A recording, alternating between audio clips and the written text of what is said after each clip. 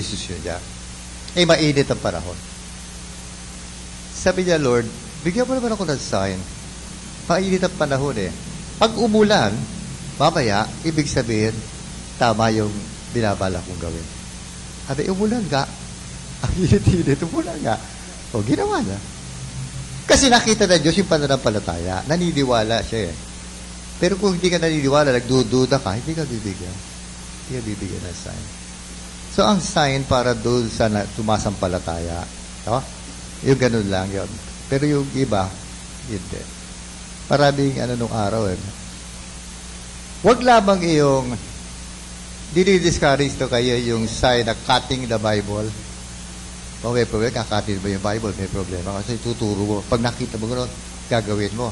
Eh kung naituro mo, si Judas ay nagpakamatay. Eh, ang solusyon mo, magpakamatay. Huwag. Kasi pagka gano'n na ginawa mo, ang demonyo makikialam. Hahawakan yung daliri mo, dito pituro, maituturo mo yun. Kaya dinidiscourage yung cutting the Bible. Huwag yung gano'n. No? Yung iba, meron mo yung laying the fleece na tinatawag. Yung sabi niya gano'n, maglalagay ako ng tuwalya sa gabi. Pag ako'y nagising at ito'y basa, yung paligid na lupa yung tuyo, ibig sabihin, oo, inulit na, okay naman Lord. Pag ito namang simentong basa ng hamog at yung tuwalya ang tuyo, ibig sabihin ganito, ganyan. Ginawa sa kanya yun. Pwede ba gano'n? Pero ibang mga sign, hindi na. Yung meron kami, nagdidesisyon siya kung sasaba sa retreat o hindi. Humigay na sign.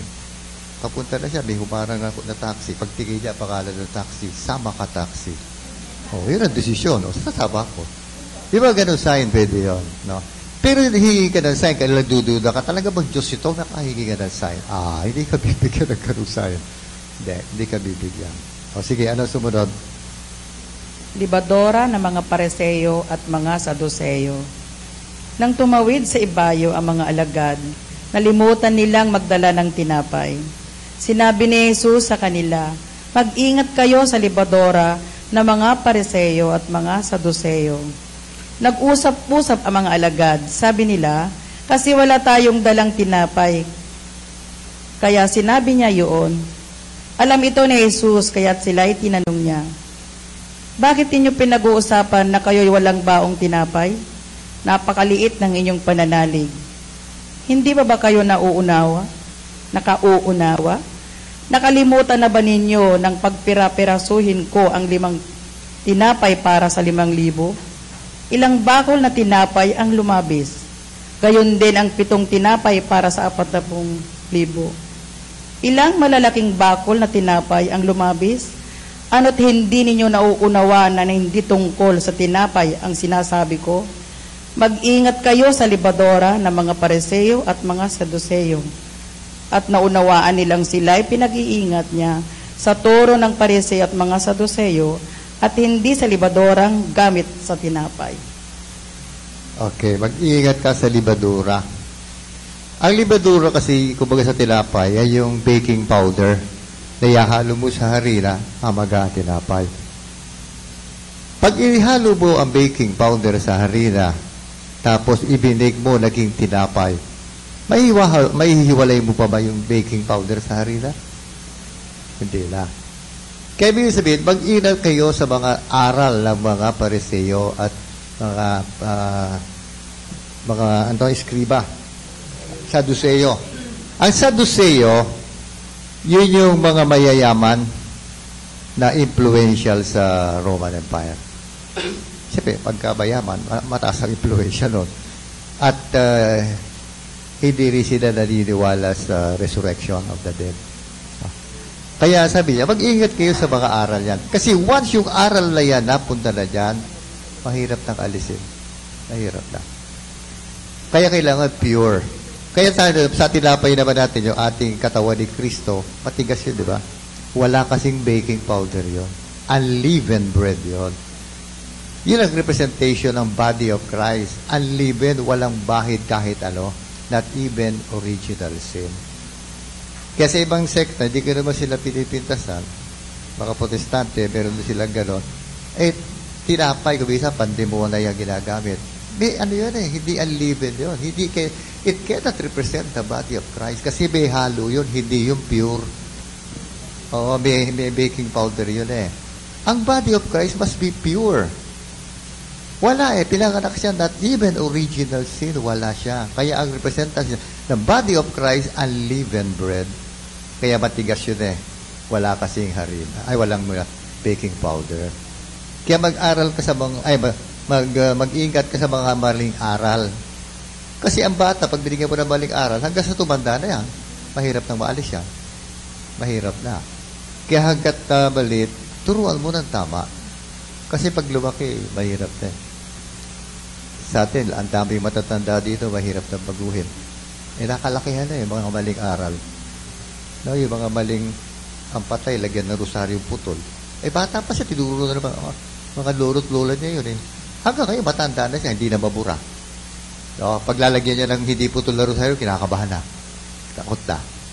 Kasi bata pa, natuto na ng mali Kaya ingat, mag-ingat ka sa mga maling turo. Yung mga maling aral. Maraming ganyan malas ang itim na pusa. Mga ganong mali. Pero pa sabi, malas daw yung papaya sa loob ng bakuran mo. Luluha daw kayo kasi may dagta. Kaya kung magtatanim ka daw ng papaya, sa labas ng bakuran. Isipin mo, ano ba koneksyon sa buhay ng papaya? Marami ka doon. Marami ka. Kaya, yung mga maling aral, mag-iingat ka. Pag pumasok sa iyo yan, mahirap nang tanggalin yan. Mahirap na. Hindi na maaalis yan.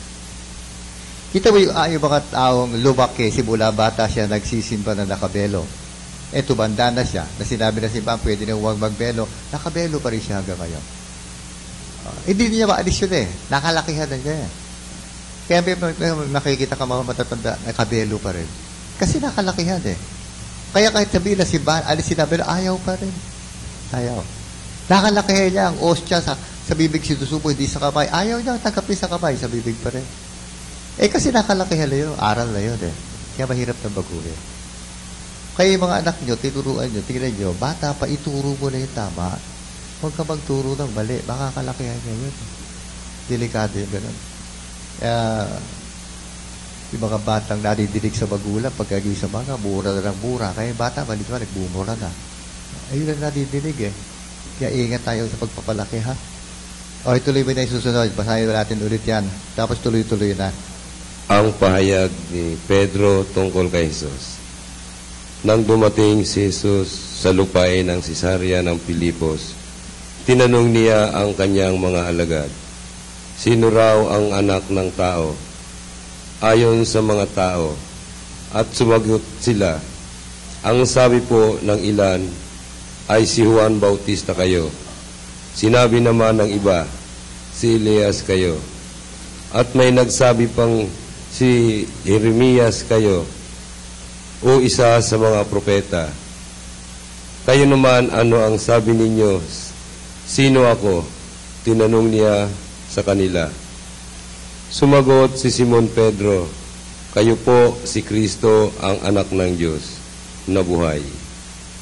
Sinabi sa kanya ni Jesus, mapalad ka Simon na anak ni Jonas, sapagkat ang katotohanan ito'y hindi inihayag sa iyo ng sinumang tao, kundi ng aking amang nasa langit.